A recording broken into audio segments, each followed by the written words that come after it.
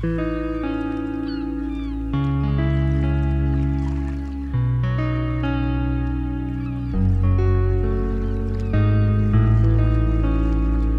Hélène Knoll, je suis la présidente du collectif des associations du Val d'Adour Rivage. On souhaite vraiment que les jeunes trouvent leur place sur ce territoire et qu'ils soient aussi des acteurs du territoire et qu'ils le fassent bouger un peu parce qu'il y en a besoin. Merci Madame Knoll pour votre invitation et aussi pour votre confiance dans ce dispositif du service civique dont j'ai déjà pu constater dans la première séquence combien il était facteur d'épanouissement pour les jeunes et aussi, je crois, source de vitalité pour les territoires. C'est l'objectif de cette table ronde et c'est pour ça qu'on vous a tous invités pour essayer de réfléchir ensemble à comment rendre les territoires ruraux plus attractifs et inclusifs pour les jeunes. Je suis pas bon, franchement, je ne pas le titre.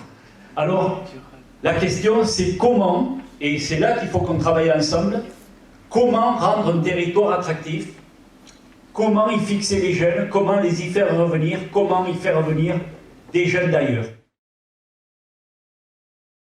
Faciliter ces lieux à émerger, donc peut-être mettre à disposition des terrains ou des fois autoriser. Moi, ce qui me plaît aussi, par exemple, c'est l'habitat léger. Je sais que pour l'instant, ça reste dans des trous un peu administratifs et donc ça bloque.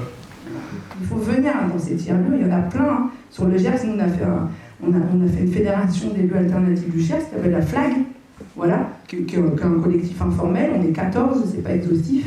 Personne ne vient sur ces lieux. Et ces lieux, c'est des lieux d'invention, c'est des lieux d'expérimentation.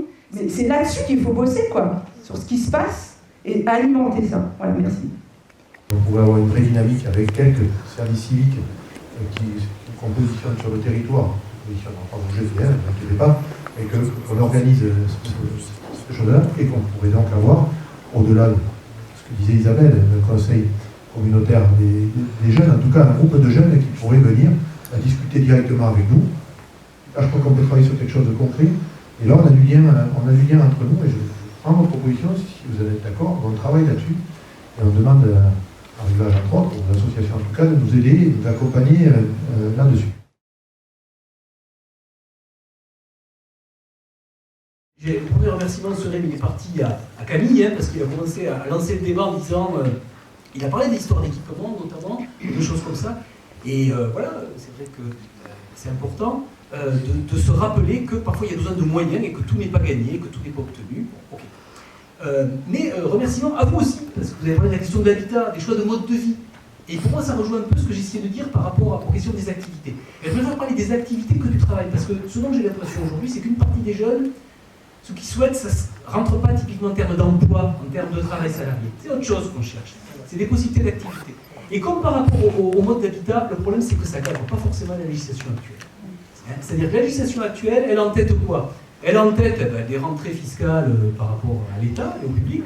Okay, elle en tête la sacro-sainte question de sécurité, d'assurance derrière, et donc par rapport à l'habitat, comme par rapport à la question des risques, comme par rapport à l'emploi, on a ça en tête.